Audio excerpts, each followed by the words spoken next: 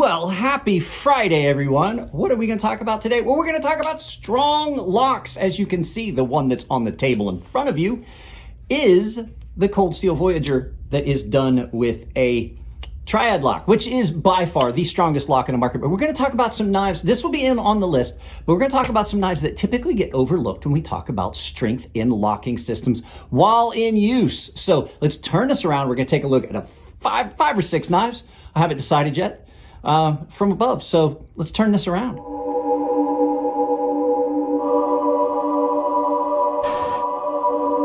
So like I said, guys, in the intro, we're going to talk about knives that are strong while in use. Now, everybody knows liner locks, frame locks, things like that. I'm not really going to touch on that. I will say that what I'm talking about is if you're using the knife, there's a very good chance that this knife is not going to fail. Like you can push on it, things like that. Frame locks are really good. Frame locks are good if you have it in the grip. But there are other knives out there that are incredibly strong while in use, even if they may not be the extremely strong, spine whack capable version of a lock like this triad lock that I had in the intro. So we're going to clear all this out of the way. I'm going to explain to you why I think some of these knives are the strongest. Of course, we are going to talk about the triad lock. Let's get all this out of the way and talk about this one first, which will be butterfly knives. So now, obviously, this is not an actual butterfly knife. This is a trainer. But I will tell you that a butterfly knife, let's flip this around a little bit. Let me see, how's this? There we go. So a butterfly knife, when it's open and you have the two handles locked together, that blade can't go anywhere because the fact is these two scales lock around. Usually this is a different type, but you see these pins. What happens is these pins are clamped in between the two scales. That's not going to come loose. So while you're using that, as long as you have a positive grip, that lock is going to stay very, very strong. There's no chance it's going to close on you because it has to do this whole pivoting maneuver around itself for you to even do it. So once you have that lock like that, you close the clasp and then you have the knife in hand. There is no real chance that that's going to come loose. Butterfly knives are some of the strongest knives in use. If you're using them, there are butterfly knives that do have functional blade shapes and things like that. They're not all just for flipping and playing and doing the little tricks and things with. Sometimes you can use these functionally. I had a butterfly knife that had a very good Bowie style blade shape. It was a Benchmade. It's very expensive now, and I was an idiot and sold it.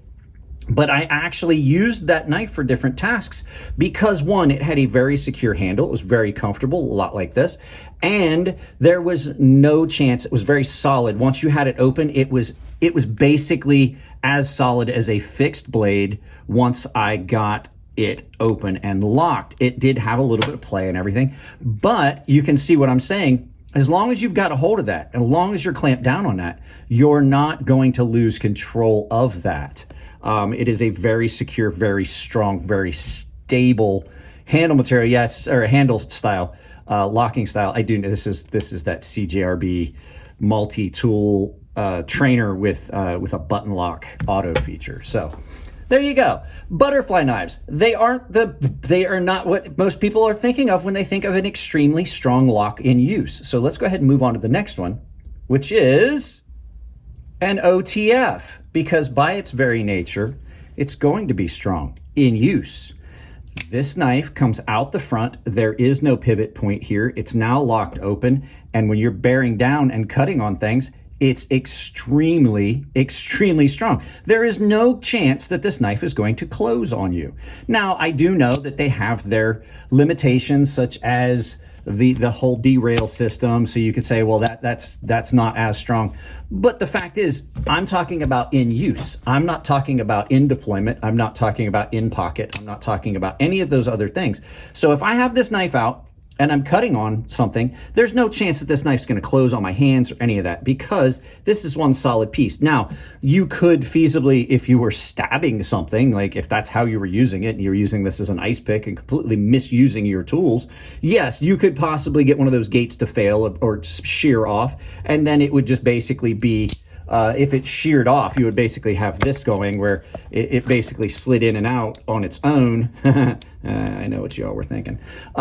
But properly maintained, properly used, this is a very, very strong, very secure knife. And it's really comfortable because of the way it deploys, and it's not a split shell of a knife. So there are some benefits and good things to go along with an OTF. And like I said, there's zero chance that's going to fail. And the other thing about this is there's zero chance it's going to deploy accidentally in your pocket. You can't always say that about a button lock auto. If you happen to bump, like, it would be rare, but if you happen to bump a button lock auto hard enough, it may decide it's going to deploy in your pocket, and then as you go ready to pull that knife out of your pocket, it continues its deployment. So really good, really secure while in use. So let's go ahead and move on to the next one, which is... Guys, what's the two most important things in the kitchen? It's your coffee brand coffee, and your kitchen knives, Dull Strong Knives, two of my favorite affiliate links. Go check them out down below. Coffee brand coffee is 5% off if you use my coupon code CrazySharp, all caps CrazySharp, or just use the link. Guys, back to the knives. Button locks. Button locks are an incredibly strong locking mechanism that gets overlooked a lot of times. And here's why they're so good. So you have a plunger that's on a spring that moves straight up and down, right? And you have this little cutout here that it drops into in the open position. So what you have is straight linear, unlike a frame lock that has a lock face. Now this doesn't have much of a radius, but you can see there's an angled face here, and that drops at an angle going this way. It's not straight up and down. So feasibly, because of that angle, if you apply enough force in this area, this knife could fail. You could possibly bump this and fail, and it could fail just on pressure that was put on it, causing that to move up that radius. You don't have that issue with this because it is a straight up and down. There is no lateral. When you push on this, you're not doing anything. You have to lift that plunger out of its spot to actually disengage the lock. Is this a little angled? Yes, but just simply pushing on the spine of this knife will not lift that up out of its spot. And if you look at how incredibly deep that is, that's about 2 millimeters that travel on that. So when it locks in, there's a lot of travel there. So not only is it held in place by the fact that it's down in that little socketed area, which it's not going to slip out of because it covers almost a quarter of that radius, it's also under spring tension. It's not like it's just going to lock down and open. So in use, while in use, a button lock is an incredibly strong lock that has been around for a long time, and it gets overlooked on its strength. I have never seen a button lock fail. Now, I'm sure that there's videos out there somewhere of someone doing weight test on the spine of a knife, which there's a knife we're going to talk about in a second that falls into that category, but I've never seen one fail organically in use. I have, honestly, in sharpening, had a faulty frame lock that I caused to fail. I've had liner locks fail. I have had non-triad lockbacks fail. But I've never seen a button lock fail organically. You can make any lock fail if you try hard enough, but this is one of those ones that I say is way up on the scale of strength. So there you go, button locks. Our next one is going to be the triad lock. Now, the triad lock is an incredibly strong knife. This is the first knife that I ever got that had the triad lock, and I was impressed by the strength of this lock. So what it is you've basically taken a standard back lock with the key and slot area, but you've put an extra pin in that accepts most of the forces in any direction. So if you're pushing this way, if you're cutting back, you're not going to have any deformation of this lock. That's where this exceeds, and this is why I say of all the knives that are out there, this is the strongest one. So what happens is that pin accepts all that lock, and what you've done is you've taken a knife that had a really strong lock. You've taken a lock that could be considered fairly robust to begin with, and you've just made it incredibly strong. You see just the addition of an extra pin where it takes all of the forces in this lock, regardless of which direction you're cutting or you're hitting it on the spine. There's a lot of extra strength just in making that little extra link in the chain here with that. So really, really awesomely strong knife. I've never understood why people don't like the triad lock and why they've switched and tried to go away from it. I really like the triad lock, but then again, I'm a fan of back locks, which are a really robust lock to begin with. They just took this and made it bulletproof. Now, this is a lock that you could absolutely hang weight on and it will not fail. The fact is, though, if you're using a knife properly, your lock's not going to fail. Your lock is probably not going to fail. But this has just taken a strong locking system to a whole nother level. I love the triad lock. I have several knives that have a triad lock. I actually gave this knife away to a friend. It's just here for this video. They are incredibly strong. I can't see a lock ever coming to market that is stronger than this. I know people say, oh no, the Shark lock's stronger, or the new one that's on the Engage, this new lock that's on it is stronger. I disagree. I've actually pummel strike this one and made it fail. So this is the strongest, most robust, most bulletproof lock on the market right now, the triad lock designed by Andrew Demko. So there you go. And for our last knife, it's going to be a little bit controversial because it's the lock that's on this Reat XO. And I say that it's one of those strongest locks while in use because as long as you've got a hold of that knife will not fail. And just like the other OTF, it will not close on your hand. Now, I say this is really strong because this basically is like an OTF, but it has a lug. I like to call this the sliding lug lock on this. So this lug slides back and forth. It has two positions where it catches into these grooves. Now, once it's in there, if you've got a hold of that and you've maintained positive control while in use of this knife, it will not fail. Even if you try to do what I was talking about where you might be able to break one of the gates on an OTF, you possibly could take this knife and stab it into something hard enough, you may be able to shear one of those gates off. I do not think that you are going to shear off that huge chunk of titanium here, and even if you did, you have to move that. Like, even if you get past that, that is not going to work because there is no track for that to ride in. It is locked in there completely.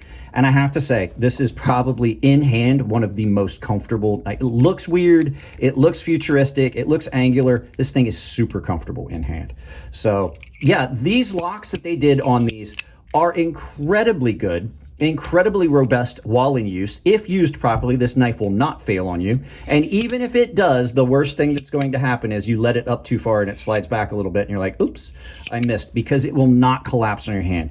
When you've got this thing locked up like this, the only thing that's going to be stronger than this lock in use is an actual fixed blade. An actual fixed blade is the only thing that's going to be more secure than this while in use if you're using it properly, because there is no way you can force this knife to close, and there is no way it's going to close on your fingers. So there you go. And I just want to remind everyone, a fixed blade is always going to be the strongest knife you can get. You can't argue the strengths and merits of a fixed blade. This is my counterattack 2. This is probably one of the best. I'm just going to go ahead and say it. This is the best boot knife ever made. The one by Cold Steel is so. So yeah, guys, that's it on this one. Let's turn it around, do some final thoughts. I know this was kind of a weird video, but I just had it in my head and I thought it would be fun to make. So let's turn this around, do some final thoughts, send you out about your day so you can enjoy the rest of your Friday. So there you go, guys. Those are locks that typically don't get thought of. When people talk about strong locks, they're always talking like the Shark lock, and they're talking about like the ones with the additional pin and things like that. But like I said, if you're using a knife properly, any lock that's on any knife, if used properly, is going to be effective as long as it's properly made and it's not a defective lock in itself. So yeah, there's a lot that get overlooked. And like I said, button locks is a big one that people just overlook because they are incredibly strong just by the way that they have that rounded lip that encompasses the actual plunger on that button lock. So there you go, guys. If you like the videos, give them a thumbs up. If you don't like them, give them a thumbs down, but please try to tell me why. I can't change the content if you don't tell me what you don't like. If you want to support the channel, it's simple as like, share, subscribe, drop a comment, hit the bell icon. If you do hit the bell icon, make sure you set it to all. And make sure you set notifications on your device to on as well. That way you get notified of everything that goes up every day. If you want to support the channel financially, there's a bunch of ways down below. There's a ton of affiliate links. Any of them will help you support the channel directly. It doesn't cost you anything to check out. It does not matter whether it's the item you clicked on that you purchased or not. I still get credit for it. So if you're going to buy paint or prune juice, you can go down there and pick one of my Amazon affiliate links. I also have some affiliate links. Dollstrong is a great one. Coffee Brand Coffee, there's a discount if you use my coupon code CrazySharp, all one word. And Atlas VPN, if you use my affiliate, there's like an 85% off. Other ways you can do it, I have I have a membership down below. It's all tier-based. Baseline and premium tier members are entered into giveaways on the Gilded server that everyone that's a member has access to. And the premium guys have access to a sharpening tutorial here on YouTube. I've built it for them, and it's behind a paywall in my membership for the premium tier members. And the final way is I have a merchandise store on Ember Shirt Co., where you can save 10% at checkout on my merchandise or any other creator's merchandise using my coupon code CrazySharp. All one word, capital C, capital S, CrazySharp. Saves you 10% at checkout. Guys, that's it on this one. I hope you enjoyed it. I love y'all. If it's your birthday, happy birthday. Keep it clean in the comments section. Helps me moderate the channel, and I will see you in the next video.